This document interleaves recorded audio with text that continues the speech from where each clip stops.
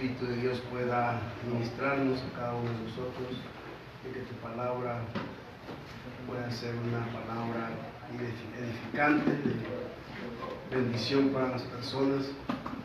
Queremos pedirte que tú puedas hablarnos, Señor, con tu palabra, que la palabra que vamos a exponer sea una palabra viva que muestre tu carácter, tu reputación, tu gloria, que no sea sencillamente una lectura humana o un discurso humano, sino que de veras que el Espíritu de Dios pueda ministrarnos, Señor, en medio de tanta necesidad que tenemos. Gracias, Padre, en el nombre de Jesús. Amén. Quisiera que abriéramos nuestras Biblias en el libro de Isaías, capítulo 6.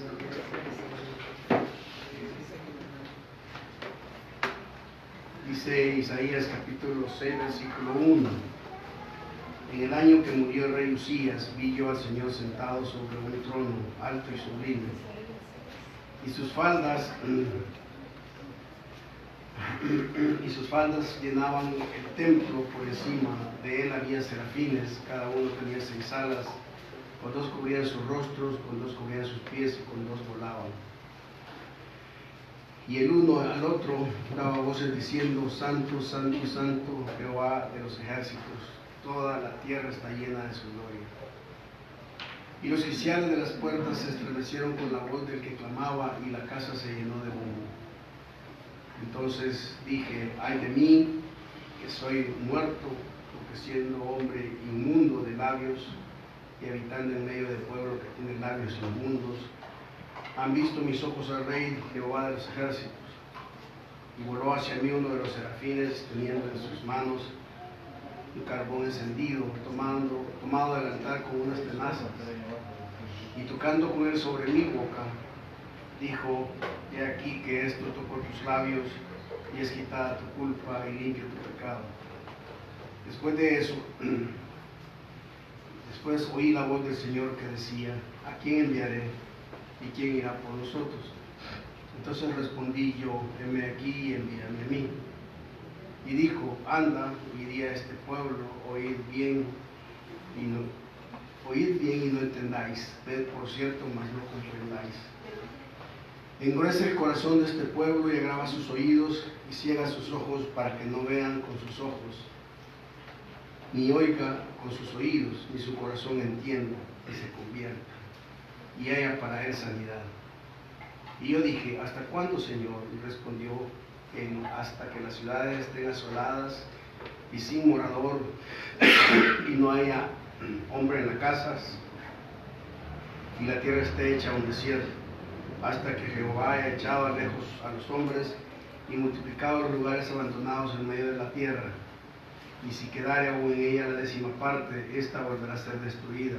Pero como el roble y la encima, que al ser cortados aún queda el tronco, así será el tronco de la simiente sana.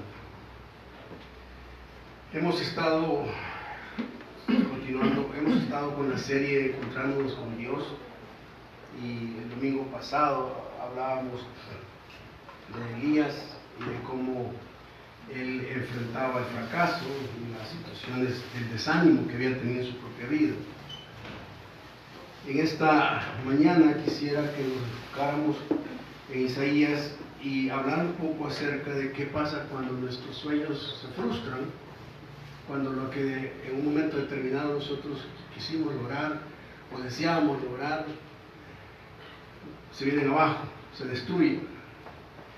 Ahora, es importante observar que planteo esa idea dentro del texto porque el libro de Isaías es un libro muy interesante. Muchos llaman a Isaías como el príncipe de los profetas, por la manera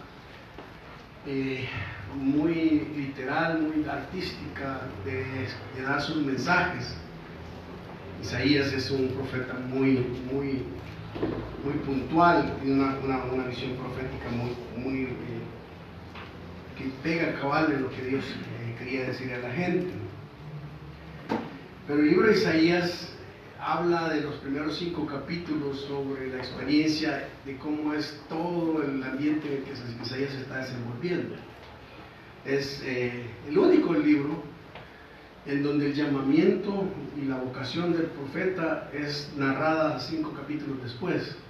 Y todos los profetas, si uno lee los libros, encuentra que en los primeros capítulos nos cuentan a nosotros sobre cómo es que fueron llamados. Pero Isaías, cuando uno ve el texto, uno se da cuenta de que primero empieza como a describir, a decir la visión que tuvo, y no nos habla acerca de su llamamiento y de cómo Dios lo mandó a llamar. Ahora, Isaías es un profeta que es contemporáneo de este rey Usías.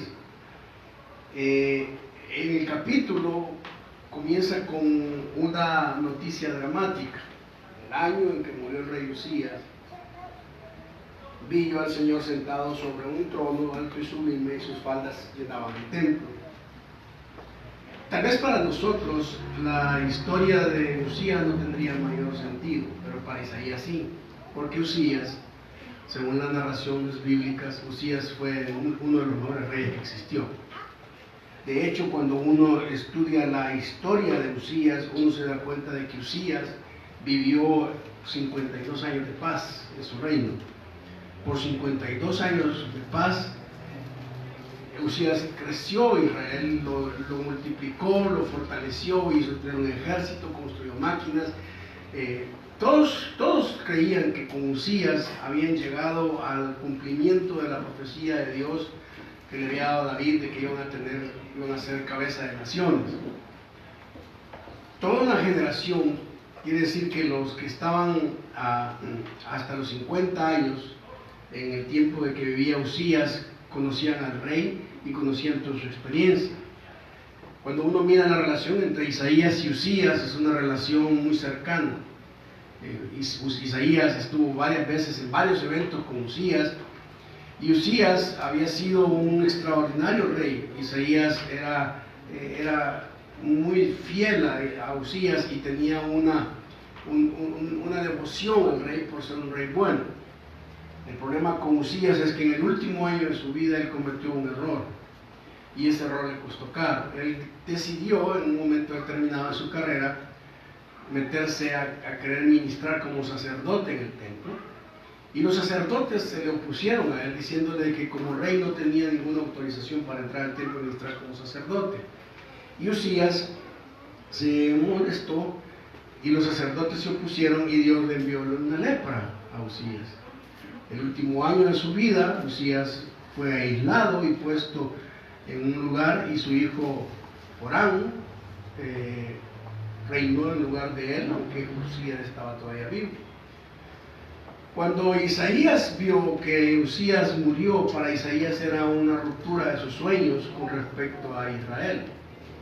Isaías no entiende qué es lo que Dios está haciendo en este momento, y simple y sencillamente nos pone para él una noticia muy trágica. Y hay por lo menos 4 cosas que describen en la vida de Isaías sus sueños frustrados, cómo él realmente ve y lo que Dios le estuvo manifestando en esta gran visión. La primera visión tiene un elemento que es un funeral. Dios le muestra a Isaías cómo él maneja el funeral de Usías. La segunda cosa que Dios le muestra en el texto es un recital. Él escucha a los ángeles adorando a Dios, diciendo cosas de majestuosidad del carácter de Dios. Luego Dios le envía una señal que tiene que ver con que su propia vida tiene que ser cambiada y su propia existencia tiene que tener una perspectiva diferente. Y finalmente Dios lo pone al final de su vida con un nuevo ideal en su vida. Todo lo que él experimenta de sus sueños que han cedido, lo vuelve a establecer para una nueva idea, una nueva visión, una nueva renovación, algo que él quiere que Isaías haga, y ya no necesariamente son sus sueños frustrados. Ahora, déjenme decirles que todo el pasaje establece este principio. nuestros sueños son frustrados cuando nuestros sueños nos pertenecen a nosotros. Es decir, uno se frustra de sus sueños cuando esos sueños simple y sencillamente son sueños que hemos ideado para nosotros. Nadie que sea un hijo de Dios puede tener sueños frustrados. ¿Por qué? Porque si los sueños son de Dios, esos sueños siempre se cumplen. Entonces la frustración que Isaías tiene que ver con que Dios lo tiene que sacar de la mentalidad.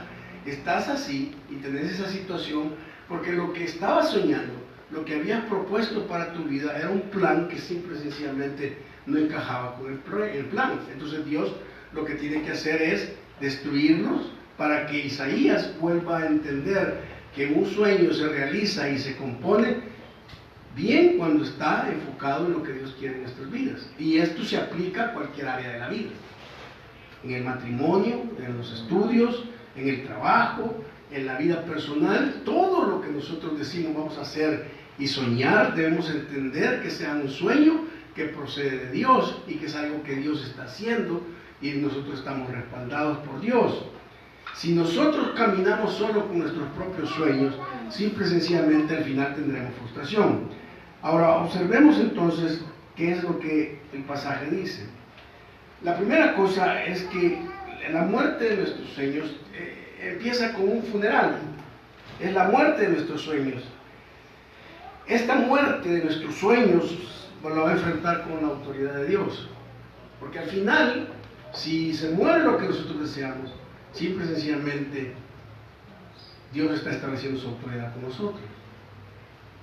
Ahora fíjense una cosa, estos sueños para Isaías tenían tres elementos básicos.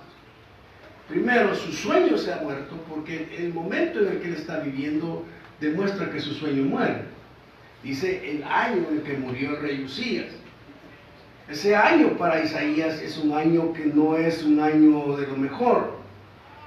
Para él era un efecto grande, porque no solamente afectaría su propia vida, sino que afectaría a todo Israel. Trata de imaginar el efecto social de 52 años de paz, estabilidad y prosperidad. Ninguno de los moradores de Judá con una edad de menor de 55 años conocía una vida sin el rey Usías. Por esos, dices, años de normalidad terminaron. Si Isaías dice, ahora se acabó esto. Ya no lo tenemos, este momento ya pasó. No podemos quedarnos aquí. ¿Y qué va a venir en mi vida? Ahora, el rey Usías pecó, fue castigado con lepra y luego murió. La muerte, y en serio, la muerte del rey Usías inicia un momento muy difícil para la vida no solo de Isaías, sino de toda la gente que está alrededor. Eso significa entonces que lo que él tenía agarrado y aferrado para su estabilidad se le murió. Y para Isaías que se le haya muerto, eso significa que dice, ¿ahora qué voy a hacer? Hay momentos en nuestras vidas en los cuales Dios tendrá que hacer algo con una muerte de nuestros sueños. Cuando nuestros sueños son nuestras propias percepciones de la vida, Dios dice, no puedo permitir que sigas viviendo ese momento de idealidad cuando yo lo que quiero es que tengas otra. Miren, si bien es cierto, nosotros tal vez no lo podemos reconocer, pero es obvio que nosotros pensamos siempre en hacer en términos de tener recursos, riquezas, dinero, estabilidad. Tal vez no pensamos en grandes millonadas, pero decimos, por lo menos que tenga mi casa, voy a comprar mi casa. Y soñamos con tener nuestra casa, con tener nuestro vehículo, con el hogar esto y lo otro. ¿Y qué pasa cuando Dios viene y destruye esos sueños? Nuestros momentos se convierten en momentos muy críticos.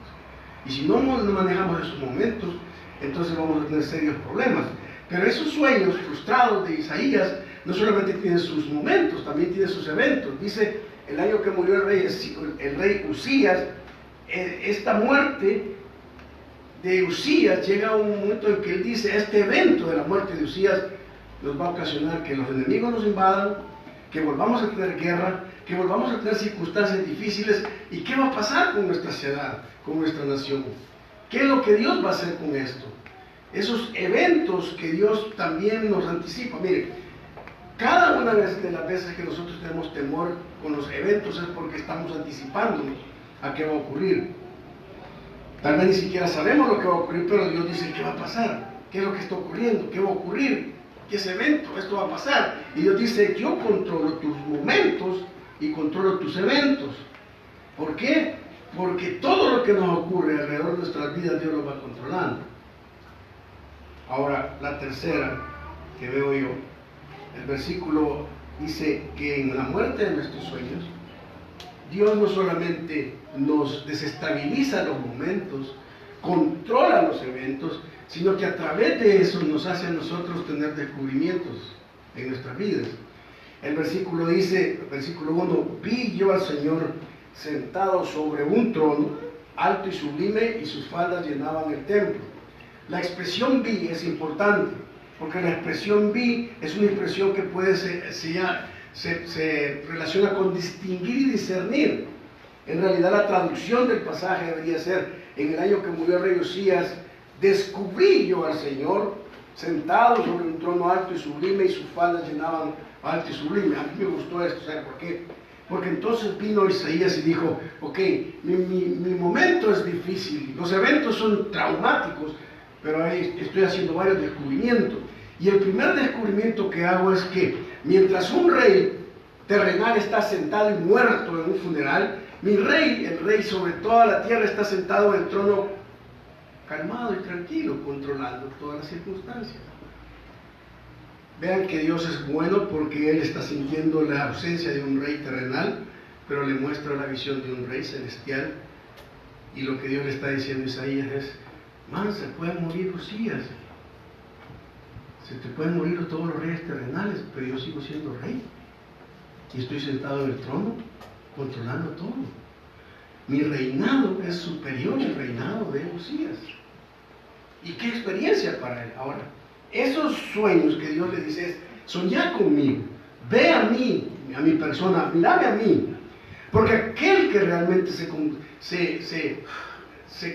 concentra en Dios, aquel que realmente ve a Dios como lo máximo de sus experiencias y de sus sueños, tiene varios descubrimientos. ¿Qué fue lo que Isaías aprendió de esta visión de Dios con respecto a sus sueños? Bueno, primero, una de las cosas que me llamó la atención es que los sueños de Dios son superiores. Dice, estaba sentado sobre un trono, ¿qué? Alto.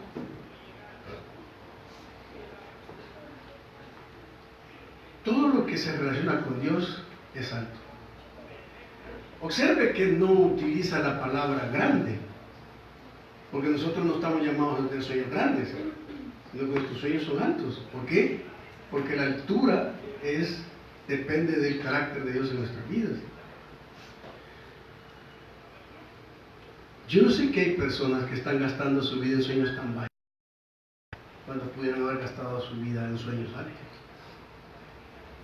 Algunos gastan sus sueños en unas cosas tan bajas y tan terrenales, que simple y sencillamente por eso viven frustrados.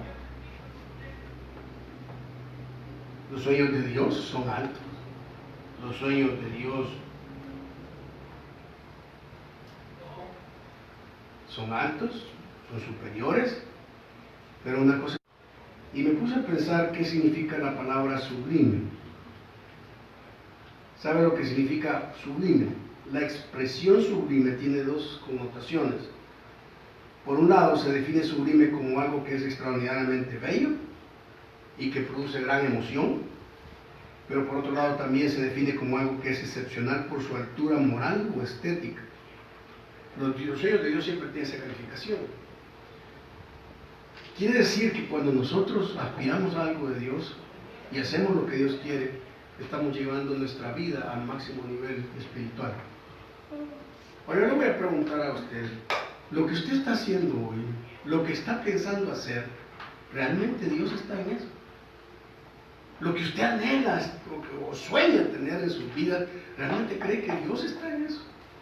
Muchos de nosotros nos damos cuenta que Dios lo que hace es que nos trastorna y nos prueba para ver si obedecemos, y las mismas cosas que estamos deseando como sueños, al final Dios se las da como algo extra, pero ya cuando uno está conectado con Dios. Cuando trabajaba en TACA, comenzamos a un equipo de baloncesto. A mí, digamos, lo que más me detenía de ser cristiano era el deporte.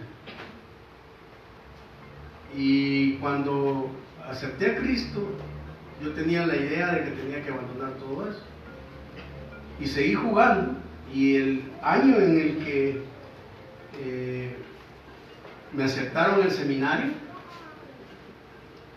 ese año el entrenador del equipo de la oficina lo nombraron entrenador de la selección nacional, y él me llamó a la selección nacional.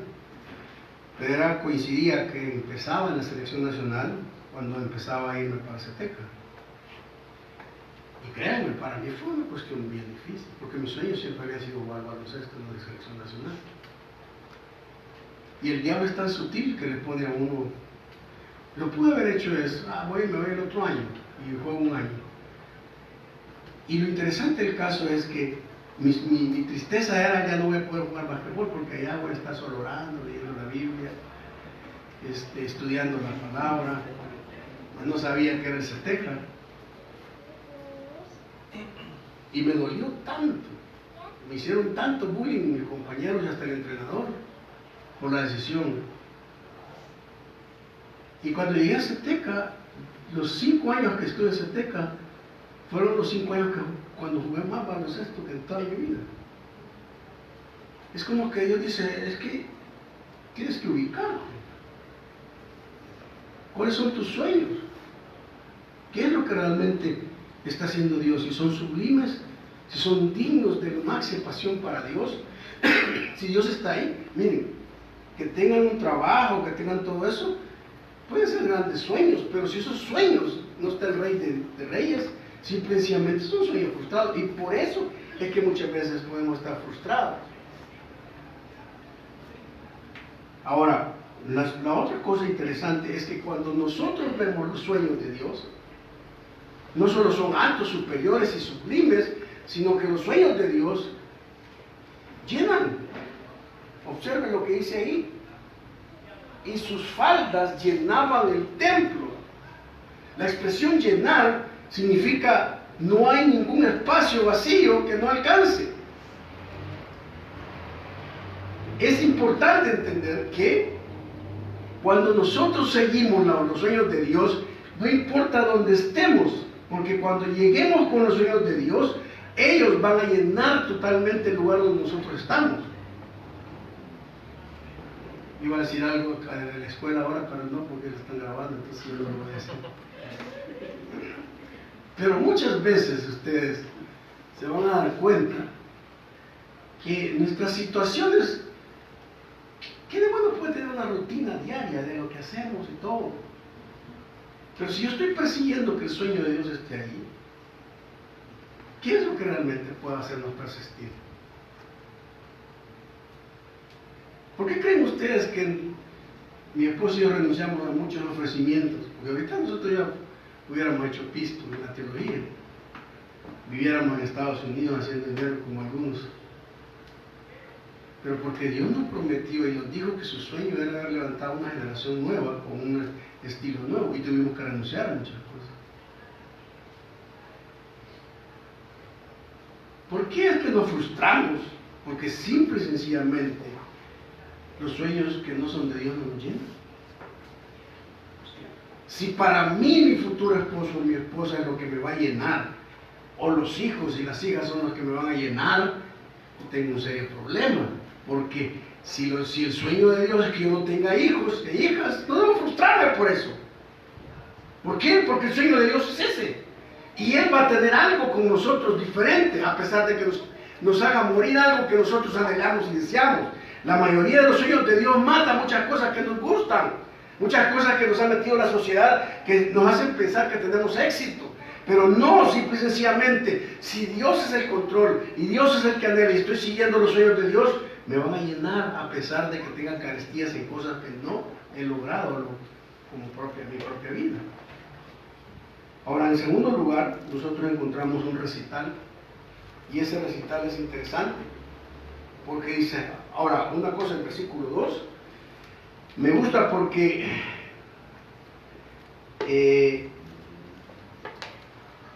Los sueños de Dios no solo son sublimes, sino que el versículo 2 dice, están por encima. Yo recuerdo que Alfredo, el pastor de la iglesia en Zaragoza, yo daba clases en un instituto bíblico en la Universidad Evangélica, y en ese tiempo trabajaba como el coordinador de los asuntos espirituales de la universidad. Y estábamos dando, y Alfredo trabajaba en Coca-Cola, y llegaba a clase, y luego se iba a desvelar toda la noche y regresaba al día siguiente todo desvelado. Y yo lo miraba a él con un gran deseo de aprender, y estaba sentado ahí escuchando y aprendiendo. Y un día le dije yo, mire, ¿y usted cree que su sueño de su vida es andar vendiendo un jugo con azúcar, cuando Dios podría llamarlo a otra cosa? Y Alfredo fue muy listo, porque me dijo, bueno, yo quiero estar en el ministerio. ¿Y por qué no estoy en el ministerio? Me dijo, deme trabajo usted en la universidad. Y esa semana yo hablé con el rector, y el rector le dio oportunidad de trabajar en la universidad. Y ahí empezó su ministerio. Pero nosotros andamos con unos sueños tan aquí abajo. Pero los sueños de Dios son tan encima de esto. Es que miren, no tenemos que renunciar a nuestras vocaciones ni a nuestros momentos y eventos que vivimos. Lo que estoy diciendo es que tenemos un llamado a que todo lo que vemos y hacemos en nuestra vida lo traduzcamos como un sueño en el corazón de Dios. Si nosotros realmente tenemos ese sueño de Dios en nuestras vidas, aunque nos caiga y estemos en lugares estériles y áridos y rutinarios, Dios simple y sencillamente nos va a sostener y mantenerles.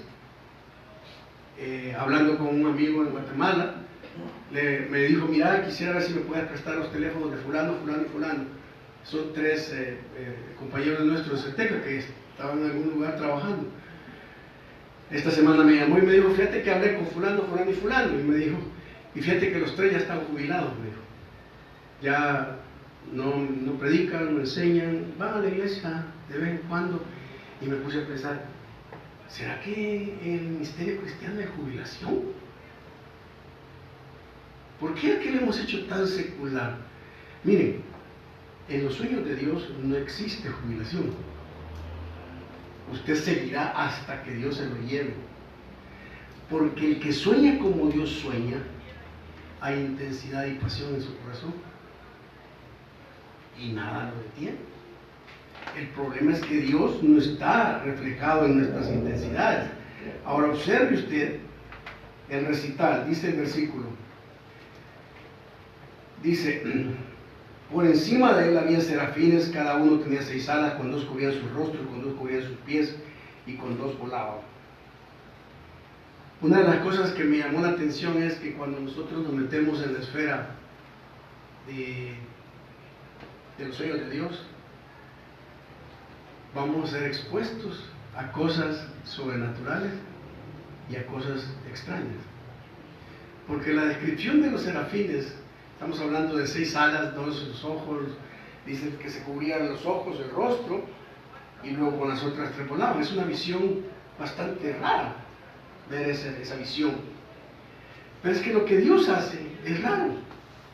Hermanos, miren, lo que Dios hace sale fuera de serie y es extraño. A veces ni siquiera tenemos la imagen correcta para saber lo que Dios está haciendo, pero Dios hace cosas extrañas. Fíjense, cuando estábamos en el tiempo de oración, yo tengo varios meses de estar luchando con algunas cosas de Dios. Con respecto a la forma, cada vez más me está costando sentarme, buscar de la presencia de Dios por el trabajo que realizamos. Todos estos meses en la escuela, todos los niños y las niñas se han vuelto odiosas. Luchando, el que he luchado por mucho tiempo, es que con respecto a cómo Dios me habla a mí, yo no tengo la habilidad de algunos videntes o las sensaciones. Algunas veces sí Dios hace algunas cosas. Básicamente tiene que ver con el estudio de la palabra. Ahora, ustedes no saben lo que es tratar de estar concentrado en un ambiente tan grande, con una gripe grande, con tos y con todo, y tratar de sentarse y decir, bueno, Dios, ¿qué es lo que querés que diga? En un día de estos le dije a Dios, ¿por qué Dios no sos tan más práctico y me abrís y tú conversas esto y esto, sino que hay que estar luchando y pensando y viendo y todo lo demás? Y muchas veces que traigo el pasaje y el mensaje, le soy honesto, yo me bajo de aquí con la sensación, o sea que no hubo nada, o sea, es como que yo quisiera ver a usted derribado en el espíritu, hablando en lengua, danzando y todo, pero parecía ser que no, o sea, que la cosa, uno pega y ¡pum!, rebala la cosa. Y resulta que después en Facebook me escriben, mira, que gracias por tu mensaje, y mira esto y lo otro. Y entonces me puse a pensar, Señor, ¿por qué no sos tan visible más? ¿Por qué no sos más expresivo como nosotros? ¿Por qué no agarras nuestros corazones tan así, tan Forrest Gump? Y los rompes y haces que la gente se oiga amén, gloria a Dios y esto y lo otro. Y que podamos sentir esa mano de Dios y tú. Y he estado con esa lucha, conmigo mismo, porque ya estamos marcados con una cultura. Y pasa el tiempo de oración, fíjense, y Él viene y ora por mí, porque Dios me sane y todo lo demás. Pero luego viene aquel Josué y ora por mí, y pone sus manos y no dice nada. El hecho de que no me haya dicho nada no significa que estaba orando por mí, ¿o sí? Yo sé que su oración estaba ahí, solo podía sentir su mano. Y para ser honesto, un momentito me empecé a decir, quiero orar pues.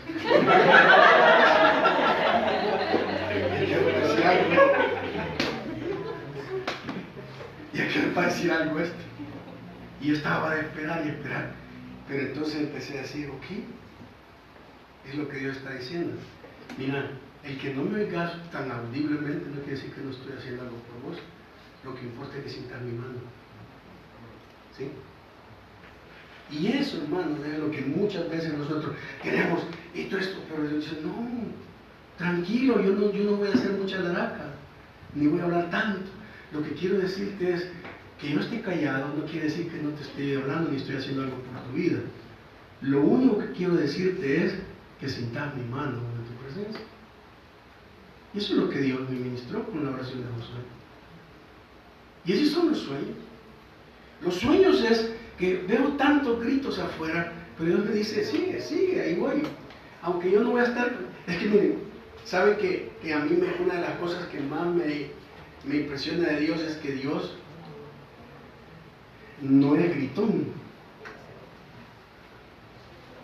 Y yo a veces he fijado a ustedes que mientras más nos grita el mundo y el que estamos y nos anula la voz de Dios, Dios no se va a poner al mismo nivel estando gritando como nos grita el mundo. Al contrario, lo que Dios hace es simple y sencillamente nos toma y nos dice, ok, yo voy con vos. Y es en esos actos callados, sublimes de Dios, en donde Él nos va a hablar y nos va a sostener. Ahora observe y dice el versículo, y el uno y el otro daba voces, el versículo 3, diciendo, Santo, Santo Jehová de los ejércitos, toda la tierra está llena de su gloria. Y los quiciales de las puertas se estremecieron con la voz. ¿Sabe que lo que Dios le hace a Isaías es darle un recital? Aquí demuestra uno que uno puede adorar sin música, que la expresión que nace en nuestro corazón, las expresiones verbales son las que tienen que ver. La adoración, es decir, el uso de un recital habla de la motivación de nuestros sueños. Al hablar de la motivación de nuestros sueños nos enfrenta con la santidad de Dios. Lo primero nos habla de la manera en que hacemos sueños y nos enfrenta con la autoridad de Dios, pero esto nos enfrenta con la santidad de Dios. Y Dios quiere hacer entender a Isaías varias cosas con respecto a su santidad. La primera cosa es que la intensidad de Dios, la primera cosa es que la santidad de Dios es intensa. El texto dice que, Isaías dice que daba a voces, esto implica fuerza, sonido coordinado. Los sueños de Dios, hermanos, deben ser intensos. no deben dejarnos pensar en cosas pequeñas. No solamente son intensos, sino que también tienen que ver con la santidad de Dios. Observe que Dios dice, que el texto dice, versículo 3, y uno al otro daba voces diciendo, santo, santo, santo. Los hebreos, si hubiera sido una mentalidad occidental, la idea de santo, santo, santo es la idea ¿cómo se llama? ¿Cómo le llaman a esta frase? De lo alto, de lo más, es una figura humana. Si nosotros quisiéramos hablar en Occidente para hablar de lo máximo, hubiéramos dicho, y el uno al otro daba voces diciendo santísimo, el superlativo, santísimo. Pero los hebreos hablan en términos de superlativo como santo, santo, santo. Ahora, la santidad de Dios es bien importante porque esa santidad habla de que Dios es 3 veces santo y habla de una gran separación en cuanto al hombre de Dios. Pero Dios, al ser tan santo y al ver su santidad, cuando Isaías se fijó en el Señor, observó esos 2 serafines y se dio cuenta que Dios, simple y sencillamente, en su carácter es inalcanzable. Y que nosotros tenemos la gran ventaja o bendición de que Dios nos tome en cuenta para sus planes. La tercera cosa tiene que ver con la majestad de Dios. Dice ahí, Jehová de los ejércitos, toda la tierra está llena de su gloria. Eso me gustó. Porque cuando habla que toda la tierra está llena de su gloria, significa que no hay ningún lugar en donde el carácter y la personalidad de Dios y el sello de Dios se manifiesta. Hermanos, Dios está manejando todas las circunstancias en nuestras vidas.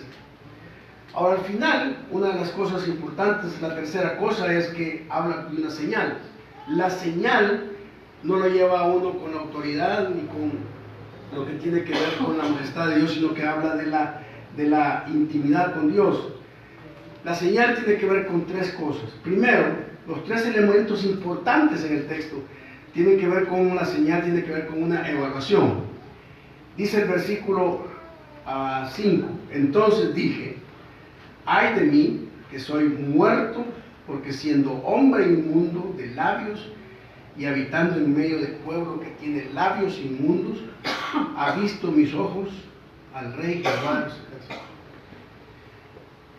Fíjense que una de las cosas que me he dado cuenta es que si nosotros tenemos una visión grande de Dios, la grandeza de Dios, siempre se ve la pequeñez nuestra. Y me puse a pensar, Isaías cuando ve a Dios, no tiene una expresión como que es que lindo, qué hermosa visión, sino que lo primero que Isaías ve al ver toda la santidad de Dios, es decir, híjole, ando mal, estoy mal. Es una evaluación de su propia bajeza. Ahora, hay una cosa que me puse a pensar era, si este hombre, que es un profeta de Dios, tiene esa actitud, o sea, nadie está libre de andar mal. O sea,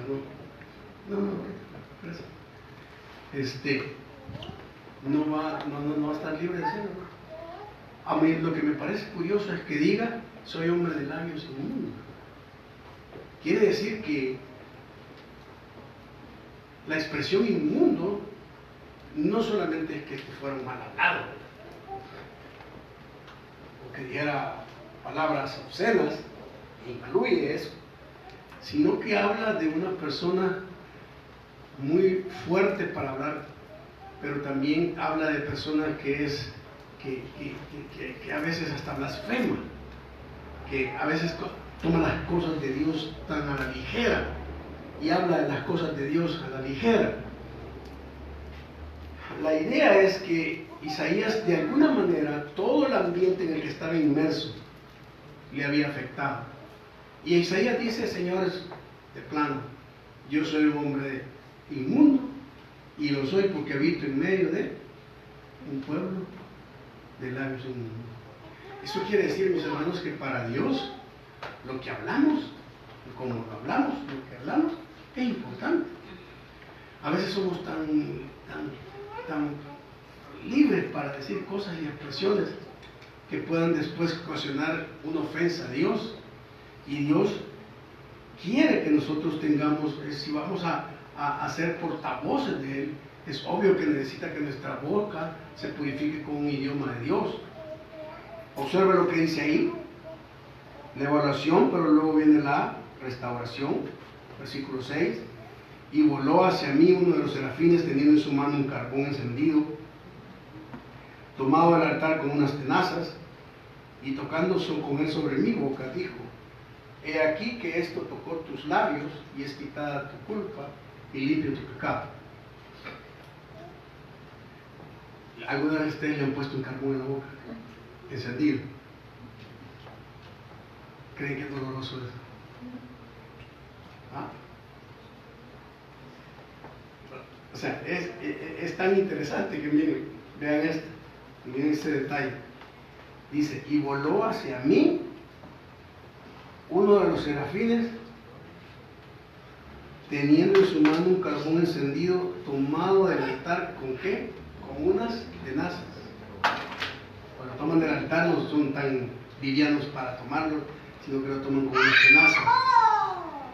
Y luego, cuando lo tocan, ustedes, ¿cuál sería la primera reacción en una visión si Dios viene y dice, ok, te voy a curar el área donde andas mal, y lo que voy a usar es un carbón encendido? ¿Ah? Más en la boca. ¿Creen que le quedó llaga después de eso? Cuando Dios le dice a Isaías, ¿a quién enviaré y quién irá por nosotros? Isaías tiene la boca quemada, ¿no? No creo que haya sido tan claro, heme aquí, envíame a mí. ¿Saben ustedes, mis hermanos, que cuando Dios quiere arreglar algo en nuestras vidas tendrá que usar a veces cuestiones dolorosas para sanar? Y no solo dolorosas, sino que nos va a dar cicatrices y nos va a recordar siempre que Dios ha sido el que sana nuestras vidas. Al final, mire lo que dice eso, versículo 8. Después oí la voz del Señor que decía, ¿a quién enviaré? ¿Quién irá por nosotros? Entonces respondí, yo heme aquí y envíame a mí.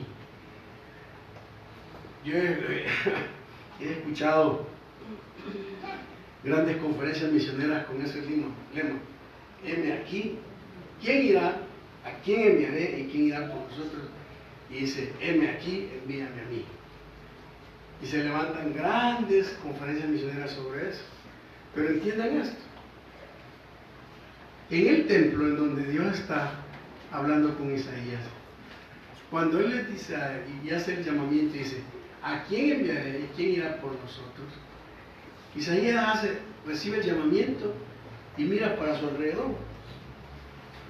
Y no hay nadie más. No es un culto con un montón de gente, ¿no? Es Él. Entonces lo lógico es, mira para todos lados y le dice, a mí, ¿quién más? No me puedo zafar, pues, ¿quién irá por nosotros? Es como que se levantaron de la multitud, dime aquí, envíame a mí, como lo hacen las cosas. No, el hombre no pudo, o sea, el llamado que Dios le hace, y no se puede zafar, porque cuando dice, ¿a quién enviaré? ¿Quién irá por nosotros? Y pues, heme aquí, envíame a mí. ¿Qué significa, hermanos?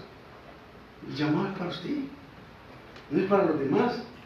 Nuestros sueños son llamados a realizar la voluntad de Dios. Ahora, yo quisiera que ustedes pensaran por un momento en esto. Todos nuestros sueños, lo que nosotros queremos, si se han venido abajo es porque Dios está trabajando en ellos. Y lo primero que Dios puede estarte demostrando que quizás no son tus sueños. No son los sueños de Dios, sino que son tus propios sueños. Segundo, cuando Dios frustra los sueños, Él tiene un proyecto mejor para nuestras vidas. Y muchas veces el estar abierto al cambio de lo que Dios quiere hacer comienza con un cambio en nuestra propia santidad. Pero a veces tenemos grandes errores y queremos que otros arreglen las cosas que nosotros mismos podríamos arreglar con Dios.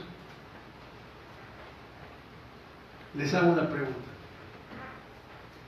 ¿Quién creen ustedes que podría ser capaz de quitarle un collar a un tigre?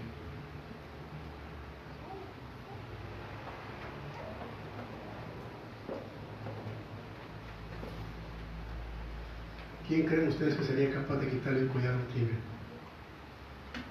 Hermanos, el que se lo puso. Cabal. ¿Quién tiene que quitar el collar a lo que usted está haciendo? Usted mismo. Porque usted es el que ha tomado esas decisiones.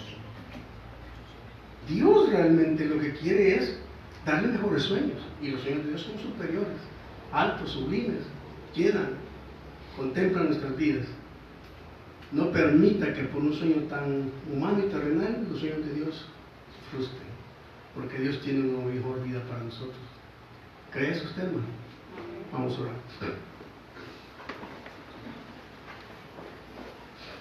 Padre, gracias te damos en esta mañana. Queremos pedirte que nos ayudes a lidiar con nuestros propios sueños y que nuestros sueños se vuelvan sueños tuyos, o que tus sueños se vuelvan nuestros sueños. Ayúdanos, Señor, a salir adelante, a que no nos frustremos porque no hemos logrado lo que queríamos, sino que nos motivemos a lograr lo que tú quieres que lográramos. Bendigo, Señor, las personas que están aquí, las que nos están escuchando, a veces están luchando con sus sueños frustrados. Hazles ver, Padre, que no son sueños frustrados, sino que son sueños humanos que Dios ha interrumpido para hacer mejores sueños tuyos.